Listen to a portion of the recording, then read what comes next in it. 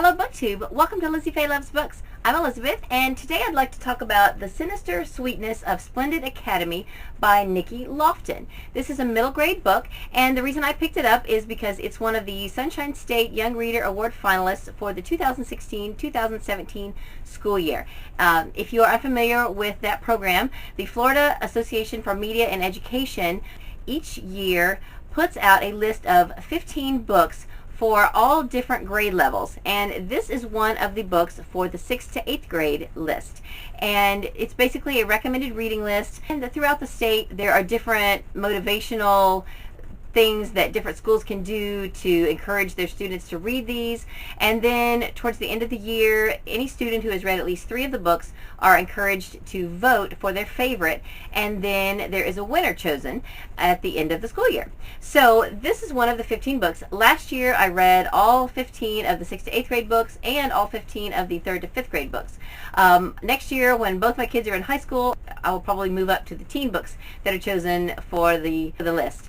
But this year, since Katie's in the 8th grade and she's my reader, I'm going to stick with this list first and foremost so that I can read what she's reading.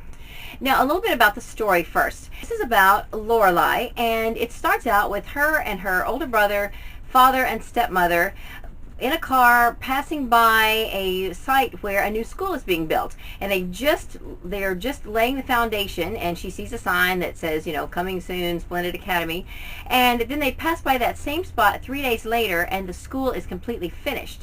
So she tries to point out to her parents, she's like, look, the school is finished, you know, they were just laying the groundwork when we passed by the other day. And they're like, oh, you're just imagining things, you know. So they don't really pay any attention to what Lorelai is saying. And then a couple of days before school is to start, their old school mysteriously burns to the ground, so all of the kids in the area are forced to go to Splendid Academy, and they're really excited about it because it looks like an amazing place. And when they get there, all the rules are different. They can leave class if they want, they don't have to do the work. It's just really every kid's dream, and they're encouraged to eat incessantly. There's snack time and of course lunchtime, and breakfast at school is mandatory. So it's really unique. So she strikes up a friendship with Andrew, who is overweight and has spent the whole summer overcoming his need to overeat. So he really starts to see that something else is going on here, and they strike up a friendship and then try to figure out what is going on in the school. And even though Lorelai has found herself overeating, she really hasn't quite given in completely to this whole idea. She knows that there's something weird going on at the school. And so when Andrew is observing everyone, he sees that she's not really buying into it all either, and they become friends. Now, Lorelai's family is also a bit dysfunctional. Her mother has passed away a year or two earlier, and Lorelai feels responsible for that. She had some sort of a medical condition, but something Lorelai did, she felt, propelled her mother to an earlier death than was necessary, and she blames herself for her mother's death. Now her father has remarried, and she absolutely hates her stepmother. And her stepmother is not really doing anything to help better the situation either. They have communication breakdown, they don't really trust each other, and so there is that family dynamic.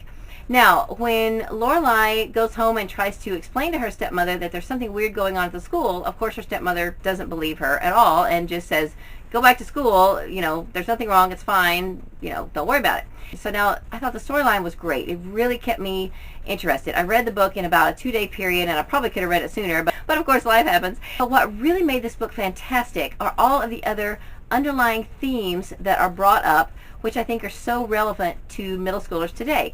So I mentioned the family dynamic. There's that blended family aspect and learning how to get along. There's also the mental health issue of trying to forgive yourself for something that you feel responsible for that really you know that you can't go back and change. And then there's the obesity issue, which I thought was handled very well. Now I have to say, the first time it was brought up, I thought for just an instant, oh no, is this going to be a book where there's fat shaming? But no, it's not like that. It just gives the realistic way of how kids who are overweight are treated in school and by their peers. And I thought it was very well done. And then the fact that one of the main characters is overweight, and then the book shows you how he deals with that, I think is fabulous. So I love that aspect about this book. So basically it was exciting, suspenseful, and very sinister. It is actually kind of a Hansel and Gretel retelling. Now, I don't know the whole Hansel and Gretel story as it was originally told, but there are definitely parallel aspects of this book with the Hansel and Gretel story. And it is a fantasy book, of course. There's magic involved, but I would definitely recommend this book. I gave it 5 stars. I loved it. My daughter Katie has not yet read it, but I'm definitely going to encourage her to read it, as well as the other students at her school. I think it's fabulous, and I hope you will pick it up. If you have read it, or if you get around to reading it sometime soon, let me know and we'll talk about it. And that's all I have for this video. I hope you're having a great day. Read a good book, and God bless you.